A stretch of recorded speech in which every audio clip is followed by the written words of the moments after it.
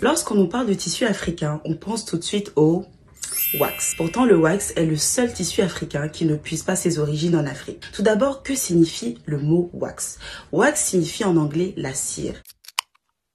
Au 19e siècle, les Hollandais découvrent la technique de tissage du batik javanais, qui est un tissu traditionnel d'Indonésie.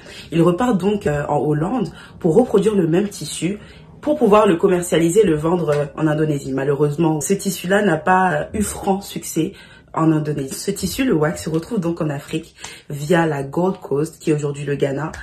Et le succès est immédiat et les Africains s'arrachent le wax. Aujourd'hui, il existe des milliers et des milliers de pagnes avec des motifs, des couleurs différentes. Chaque pagne a un nom particulier. D'ailleurs, les pagnes s'inspirent de la vie quotidienne des Africains. Les pagnes peuvent représenter les relations entre hommes et femmes, avec certains pagnes qui peuvent s'appeler « Mon mari est capable ». Le pagne est également un vecteur de messages politiques et religieux. Sur certains pagnes, on peut afficher le visage de certaines personnes politiques ou personnes religieuses, de prêtres, de pasteurs, etc. Le pagne est également un produit spécial, un produit de luxe qu'on utilise dans certaines occasions. Au Ghana, par exemple, il y a un pagne spécial qu'on peut utiliser pendant les enterrements, ou au Congo, ou dans bien d'autres pays d'Afrique, lors de mariage, lorsqu'on ramène la dot.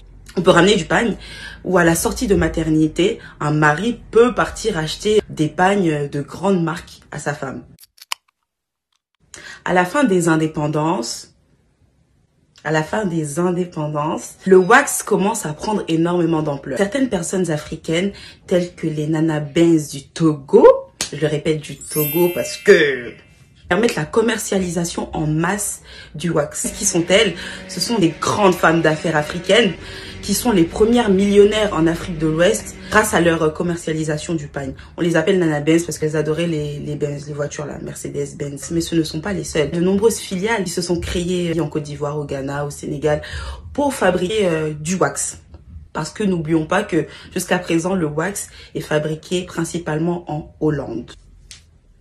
Le problème, c'est que le wax, qui est le symbole de la mode africaine, de la créativité des Africains, ne l'est pas tant que ça. J'ai relevé 3 problèmes fondamentaux que pose le wax.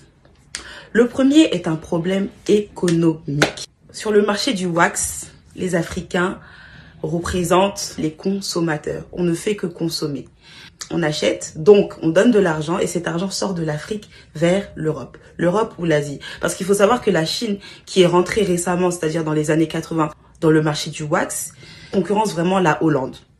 Économiquement, le wax nous dessert d'une certaine manière. Donc au travers du wax, qui est censé être un tissu représentatif de notre fierté, nous enrichissons encore les autres en nous appauvrissant nous-mêmes. Le deuxième problème est un problème culturel.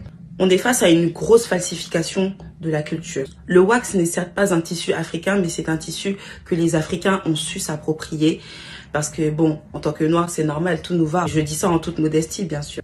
Le problème, c'est que nous n'expliquons pas aux gens, nous n'expliquons pas aux enfants que certes, tu mets du wax, mais le wax a cette origine-là. Et très peu de personnes le savent, ce qui est super grave. Ensuite, le troisième problème est un problème qui est à la fois économique et culturel. Donc, en choisissant le wax, nous éloignons tout ce qui est réel tissu africain, tel que le kente, le ndop, le bogolan, le raffia, le bob, le bazin et bien d'autres tissus. On délaisse donc une partie de notre culture qui est cette fois-ci véridique et on délaisse aussi les tisserands, qui sont les vrais artisans qui fabriquent ces tissus-là. La question aujourd'hui est de se demander comment faire pour que ce wax-là apporte plus d'avantages aux Africains que d'inconvénients. Je pense que la première étape serait tout simplement de connaître l'histoire du wax, d'où vient le wax, comment est apparu le wax et surtout pendant quelle période.